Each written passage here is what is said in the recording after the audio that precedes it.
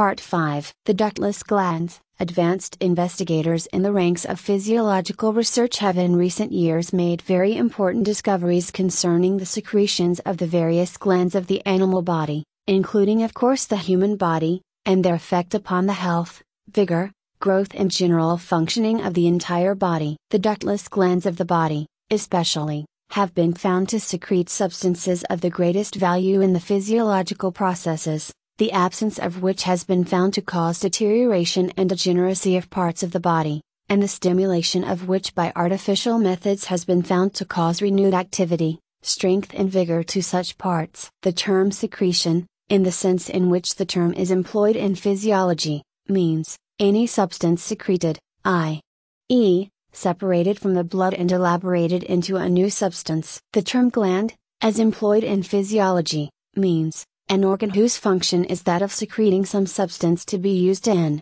or to be eliminated from, the body. Physiology divides the glands into two general classes, viz. 1. The true secreting glands, and 2. The ductless glands. The true secreting glands are defined as the special organs which are intended for the production of the chief secretions as e.g., the lacrimal glands, the mammary glands, the salivary glands, the liver, the pancreas, and the kidneys. The principal ductless glands, according to the customary classification, are as follows: the suprarenal capsules, the spleen, the thymus, the thyroid, the parathyroids, the pituitary body, and the pineal glands. And, although orthodox physiology vigorously resents and combats the suggestion, the advanced investigators hold that the testes and the ovaries are additional ductless glands, and that they secrete subtle substances as do the other ductless glands, in addition to serving the better known office of cell formation for reproductive purposes. In the present inquiry we have little or no concern with the so-called true secreting glands, viz., the glands secreting the saliva, the tears, the sweat, the bile, the pancreatic juices, the milk, etc. These glands and their secretions, highly important though they are different in structure and in office from the other great class of glands which we are called upon to consider in our investigations concerning the processes of regeneration. Accordingly, we shall now pass them by with the above scant mention. The ductless glands. The following definition of the ductless glands, taken from an authoritative reference work, represents the orthodox view of their character and function. Glands of the second class, i.e., the ductless glands, resemble those of the first class, i.e., the true secreting glands, in external conformation and in the possession of a solid branchiomatous tissue, but differ from them in the absence of a duct or opening for the removal of the products of secretion and, indeed, except in the case of the thymus, no material resembling a secreted product is yielded by any of them. In all of them the tissue mainly consists of cells and nuclei, with a great abundance of blood vessels. They furnish necessary material to the body in some as yet uncertained way. If they are removed by operation, or are absent from birth, or atrophied during the ductless gland's life, the result is a condition of disease. The ductless glands seem to produce some substance of great importance to the well-being of the body, but what it is, and how it affects the organism, are still involved in difficulties. However, as they are all closely associated with the blood system, they may as well be called vascular glands. The reluctance of orthodox physiologists to admit the ductless glands, and especially the testes and the ovaries, to the category of true secreting glands, which is evident in the above quotation, is still more evident in the following additional quotation from the same authoritative orthodox reference work. Neither a definition nor a classification of glands has yet been agreed upon by comparative anatomists. Since the word itself offers no clue to its real meaning, we must attempt to define it from universally accepted examples. Among these may be mentioned salivary glands, lacrimal glands, sweat glands, and poison glands. All of these are organs which produce some particular substance from the blood with which they are supplied. Furthermore, this substance is not cellular nor living, but is a mere chemical product. These facts give us a clue to our definition, and we may say that a gland is any cell or group of cells whose function is the production of a chemical substance, usually fluid, peculiar to itself. Such a definition will not include all those organs to which the name a gland is given, but it will include all to which it ought to be applied. As an example of the incorrect use of the term, we may refer to our reproductive or agenital glands, as applied to the testis or ovary. These organs are not in any true sense glands, for they do not produce any chemical substance peculiar to themselves, but are simply the portions of the body where those cells are formed from which the next generation arises. So also the use of a gland in connection with the suprarenal capsule, the pituitary body, and the pineal body is incorrect and confusing. The above statement that the term gland is properly to be limited so as not to include all those organs to which the name a gland is given, but all to which it ought to be applied, is rather naive and ingenuous coming from such a source. In spite of this ultra-conservative position, however, advanced physiologists continue to apply the term gland to a constantly widening class of physical organs, the inclusion of the genitals being particularly insisted upon for good and valid reasons. Indeed, in other parts of the same reference book from which the above is quoted, we find the following statement: the larger glands, such as the liver, kidney, pancreas, spleen, thyroid, thymus, testicle, and even the pituitary gland, have all their special diseases. So we feel justified in continuing to use the term gland as it actually is employed by advanced physiologists, instead of as it ought to be according to this ultra-orthodox authority. Let us now consider in a little further detail the various ductless glands which,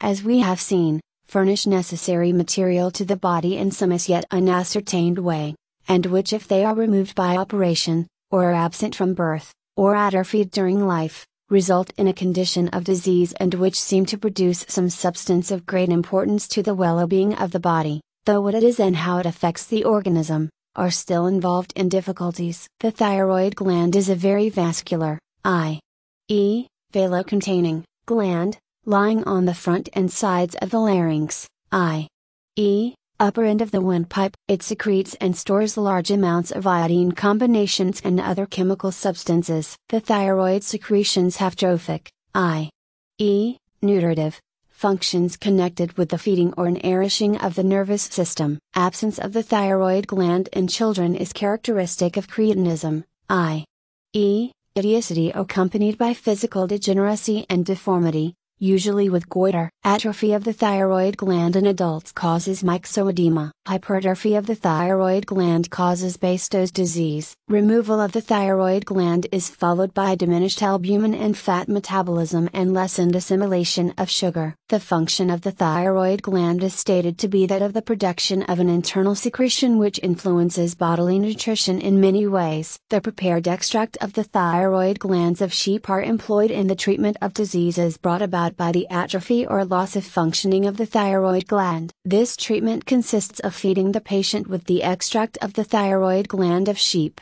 or of the dried gland itself, together with phosphoric acid and iron tonics. Grafting of the thyroid gland, by transplanting the thyroid of an animal upon the human patient, has also been employed. The prepared extract of the thyroid gland of the sheep, however, is the customary and generally preferred treatment. The secretions of the thyroid gland stimulate and are stimulated by the secretions of the reproductive glands. A reference work says, the thyroid gland has a very profound influence on nutrition, and disorders of it set up very definite physiological disturbances. Many nervous manifestations are due to a lack of its secretion, and accordingly these diseases are effectively treated by doses of thyroid extract. The gland is also given in obesity, certain forms of neurasthenia, chronic rheumatism, chronic skin diseases, and disturbances of nutrition in the scalp, hair, and nails, and in many other conditions due to faulty metabolism. Thyroid must be given with care and in small doses at first,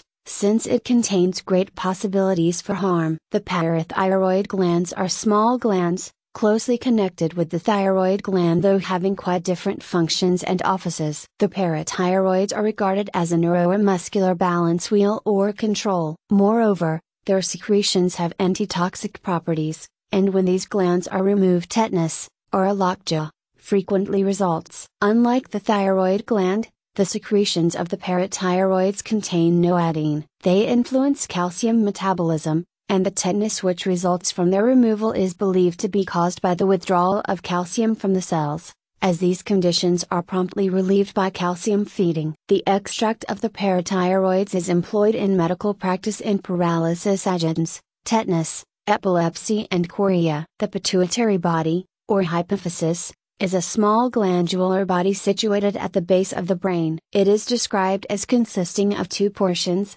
seeming to have different functions not as yet determined. In some manner its secretions seem to preside over the nutrition of the skeleton, and one of its portions is believed to stimulate the smooth muscle of the uterus. Its secretions are now employed in medical practice in connection with the unstriped muscle fiber of the uterus. Pituitary extract is administered to hasten labor, to stimulate the peristaltic action of the intestine in paretic conditions, in shock, in uterine hemorrhage, in amenorrhea, in polyuria, and also to stimulate the secretion of milk. The pineal gland, or epiphysis, is a small gland closely related to the pituitary body or hypophysis, and situated just behind it. Its functions and offices are still somewhat in doubt, but leading authorities have held that during early life it influences the development of the reproductive organism, that it influences the deposit of subcutaneous fat, and that it has an effect upon general physical and mental growth and development. Advanced practitioners have treated cases of mentally backward children by administering a watery extract of the pineal gland of bullocks, and have reported favorable results. The thymus gland is located in the neck of infants, behind the sternum or breastbone. It normally disappears in adult life, its functions being actively manifested in fetal life and early childhood. It is supposed to regulate nutrition and to control blood pressure. It is intimately related to growth and development during its period of activity. It seems to be concerned with the retention of the calcium salts by the body and in the ossification of bone. In advanced medical practice, an extract of the thymus gland is administered in the treatment of malnutrition, delayed development, rickets, certain forms of goiter, sclerosis, and rheumatoid arthritis. The adrenal glands, or suprarenal capsules, are two small bodies situated immediately in front of the upper end of each kidney. Their internal secretion is highly essential to life. Their function is to control the pigmentation of the skin, to arrest the action of poisons in the body, and to govern the vasomotor system regulating blood pressure. Extracts of these secretions are employed in medical practice in eye, nose, and throat surgery, to control bleeding, and they are also administered internally in diseases marked by excessive bleeding or hemorrhages, also in some cases of tuberculosis and of asthma. The dried and prepared adrenal or suprarenal substances of animals constitute a powerful and valuable astringent and hemostatic. Suprarenal extract and adrenaline are recognized medicinal agents of great value. They relieve surgical shock, and in certain diseases prolong life for long periods. The consideration of the above has stated subject of the ductless glands and their internal secretions results in the discovery of two important facts, viz., 1. That the ductless glands and their internal secretions play a most important part in the vital processes of the body, and 2. That these internal secretions of the ductless glands are so definitely designed for certain vital offices that extracts made from them have been, and are, effectively employed in the treatment of disease by advanced practitioners of medicine. Let us consider each of these two leading facts in a little further detail. The internal secretions. The New International Encyclopedia, in its article upon internal secretions, says, internal secretions are substances secreted by animal organs or tissues which preside over the development, growth, reproduction, and the chemical regulation of the body. They are also called hormones, and are defined by Kirkes as substances produced by one tissue or organ to which some other portion of the body has been biologically adapted to such an extent that its normal function can proceed only under the influence of the substance. The more important organs which, according to modern views, produce internal secretions are the thyroid, parathyroid, pituitary, thymus, suprarenals, and gramaphene tissues, the pancreas, the duodenal and pyloric mucosa, the liver, kidney, testis, ovary, corpus luteum, placenta and fetus. These substances are definite, but complex, chemical bodies and differ from the enzymes in being thermostable. By these enzymes we mean the external secretions, such as diastase, pepsin, trypsin, etc., elaborated by the digestive organs. The function of the internal secretions seems to be to provoke the manufacture of enzymes and to promote their action, and generally to act as excitants to physiologic activity. The hormones which definitely have been proved to exist are the pancreatic secretion, formed in the epithelium of the duodenal mucous membrane, which stimulates the flow of pancreatic juice, a hormone formed in the pancreas which influences the absorptive activity of the intestinal epithelium, the gastric secretin formed in the pyloric mucosa, which stimulates the secretion of gastric juice, vasodilator hormones formed in functionally active tissue which have a specific effect upon the vessels of the functioning organ of vasoconstricting and diuretic hormones secreted in the posterior lobe of the pituitary body, and other vasoconstricting hormone in the kidneys, a hormone produced in the anterior lobe of the pituitary body, determining the growth of bone and connective tissue, a hormone controlling the oxidation of sugar and manufactured in the pancreas, a thymus hormone which influences the development of the reproductive organs, a hormone produced by the salivary glands which controls the flow of water from the blood capillaries in these glands, a fetal hormone which stimulates the growth of the mammary glands, ovarian and testicular hormones which have to do with the processes of reproduction. The subject of the internal secretions is one of no little intricacy. A deficiency or an excess of one or several of these secretions, it will be seen, may upset the whole chemical balance of metabolism. Indeed,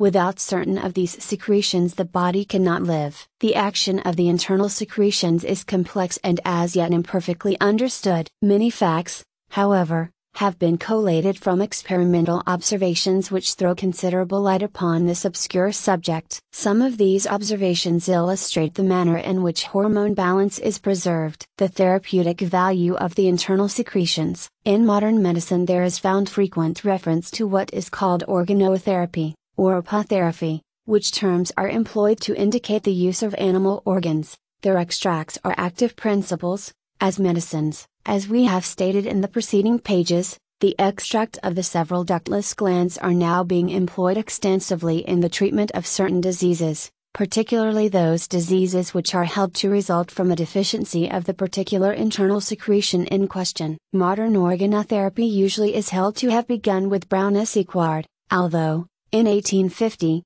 Berthold began a serious investigation of the internal secretions of the ductless glands, followed shortly after by those of Claude Bernard. Brown-Séquard advanced as his basic principle the following axiomatic statement: all glands of the body, whether they are excretory canals or not, give to the blood useful principles, the absence of which is felt when the glands are extirpated or destroyed by disease. Subsequent investigations and observations have tended to corroborate the Brown-Séquard basic principle. The New International Encyclopedia, in its article upon organotherapy, says, almost every gland and tissue in the body has been studied experimentally, and several substances of unique value have been added to our therapeutic resources, e.g., adrenaline, thyroid extract, and pituitary extract. To a large extent, however, organotherapy still rests upon an empirical basis, and this for several reasons. Some of these glands have more than one active principle. Similar physiological effects are produced by several glands. Antagonisms are observed between certain glands and even parts of the same gland,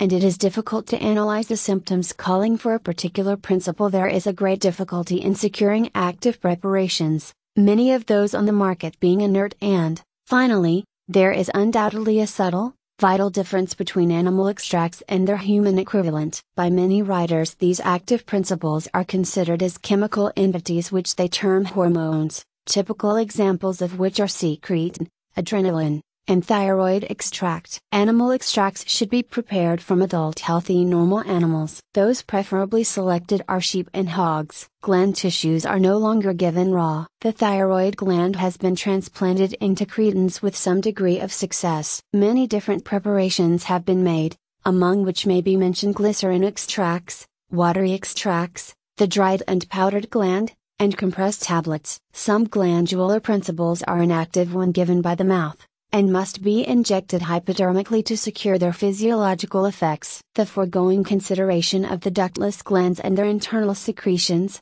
including the subject of the therapeutic employment of the active principles and extracts of these secretions, logically leads us to the consideration of the physiological functions and offices of those ductless glands, for they are undoubtedly such, known as the genital glands, i.e., the testes and the ovaries, respectively, and to the consideration of the therapeutic employment of the principles of such in the treatment of diseased conditions. This new phase of the subject is intensely interesting, and extremely instructive, and has a most direct bearing upon the general subject of regeneration, which is the subject matter of this book. In the next following section of this book, this new phase of the subject is considered in detail.